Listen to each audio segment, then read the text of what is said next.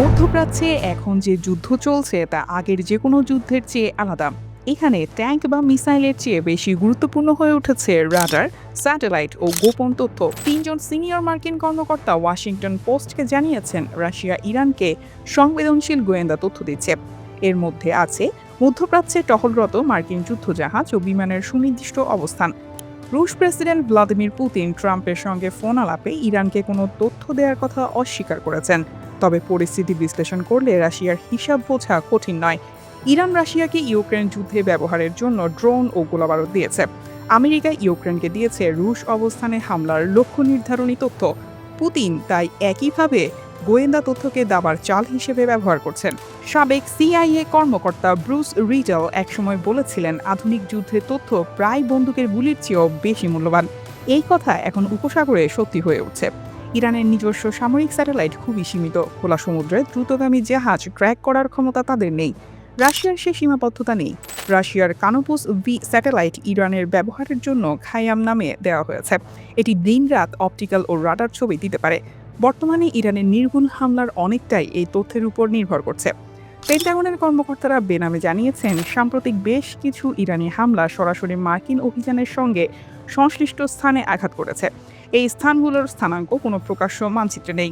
চীনের ভূমিকা আরও নীরব, তবে কম গুরুত্বপূর্ণ নয়। চীন ইরানের সামরিক নেভিগেশন মার্কিন জিপিএস থেকে নিজেদের এনক্রিপ্টেড বেইডু 3 ব্যবস্থায় নিয়ে গেছে। উন্নত রাডার সরবরাহ করেছে। সাবেক ইসরায়েলি বিমান বাহিনীর ব্রিগেডিয়ার জেনারেল আমোস ইয়াদলিন একসময় বলেছিলেন, প্রতিটি সেকেন্ড গুরুত্বপূর্ণ। চীন রাডার সহায়তা দিয়ে শত্রুযান শনাক্তে কয়েক মিনিট সময়ে শুধু কমায়নি, বরং পুরো আক্রমণ কৌশলই পাল্টে দিয়েছে। চীনের সরবরাহকৃত YLC-8B এন্টি স্টেলথ রাডার নিম্ন কম্পাঙ্ক তরঙ্গ ব্যবহার করে। এটি মার্কিন স্টেলথ বিমানের রাডার শোষণকারী আবরণকে অনেকটাই অকার্যকর করে দেয়। যুক্তরাষ্ট্রের B-21 রেইডার ও F-35C অদৃশ্য থাকার জন্য তৈরি, কিন্তু এই YLC-8B রাডারের সামনে তারা অনেকটাই দৃশ্যমান। এছাড়া রয়টার্স জানিয়েছে, ইরান 50টি চীনা CM-302 সুপারসনিক জাহাজ বিধ্বংসী ক্ষেপণাস্ত্র কেনার কাছাকাছি পর্যায়ে রয়েছে। এগুলো মাক 3 গতিতে ছুটতে পারে। সামরিক বিশ্লেষকরা এগুলোকে ক্যারিয়ার কিলার বলেন। মার্কিন বিমানবাহী রণতরী USS আব্রাহাম লিঙ্কন ও USS জেরাল্ড আর ফোর্ড এখন এই ক্ষেপণাস্ত্রের আঘাতের পরিধিতে রয়েছে। যুক্তরাষ্ট্র ও ইসরায়েল শুরুতে ইরানের রাডার অবকাঠামো দ্রুত ও নির্ভুলভাবে ধ্বংস করেছে। সাবেক ইসরায়েলি বিমান বাহিনী প্রধান মেজর জেনারেল এইতান বেন ইলিয়াহু বলেছেন, রাডার ধ্বংস করা মানে শুধু যন্ত্র নষ্ট করা নয়, এটা শত্রুকে অন্ধ করে দেওয়া।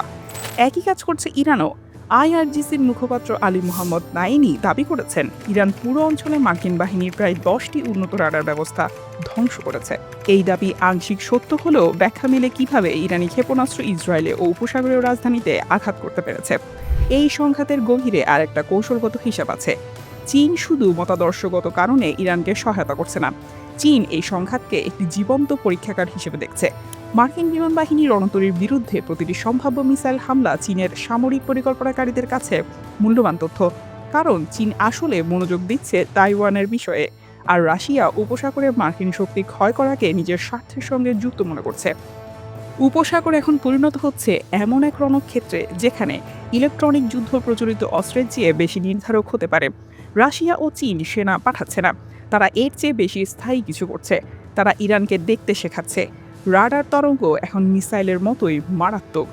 গোয়েন্দা তথ্যই এখন সবচেয়ে গুরুত্বপূর্ণ অস্ত্র।